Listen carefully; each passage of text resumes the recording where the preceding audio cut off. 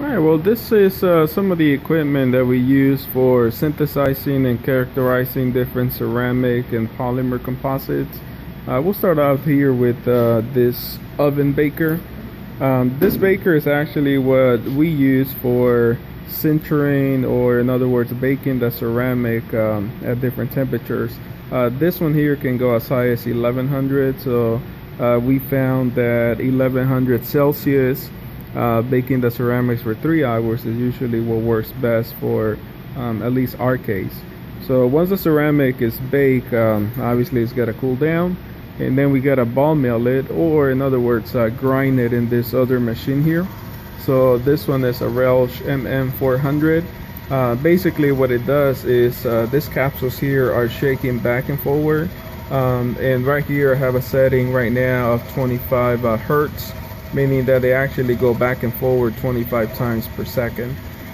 Inside these capsules are actually this steel balls. So this is what is actually being used so that they can grind either the ceramic or the ABS. Go ahead and turn it on for a minute so that you can hear and see the way that it shakes them back and forward. So that's shaking about 25 back and forward motions per second. Alright, so once this is done, then the ceramic or the ABS become powder, and we mix some different mixtures so that we can extrude them later down the process. This one here is a thinking mixer that we actually use for spinning this and making the mixture, making sure that it's homogeneous. So this here can go as high as 2500 RPMs. So right now me spinning it, it's about 60 RPMs, I would say, so 60 spins for every 1 minute. So you can imagine that it actually spins it pretty fast. So I won't turn it on because you won't see what's going on inside. Once the mixture is done, then this is the filament extruder that is actually responsible for extruding the filament. So inside here you can see that some of the mixture is still left from the prior time that we used this.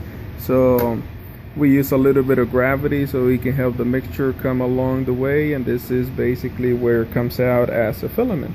So right here you can see that this it's already been extruding for, I would say, about 3 minutes. So this is the filament that we want so that we can actually 3D print it. I'll go ahead and turn it on so you can see it come out. In most cases you gotta be a little bit patient because the filament is really not in a hurry to come out. So you would imagine ceramic, ABS, so it's a really dense combination. So we want to make it dense so we can actually extrude better properties and dielectric loss. And that's basically the equipment that we used throughout this research in the summer of 2015.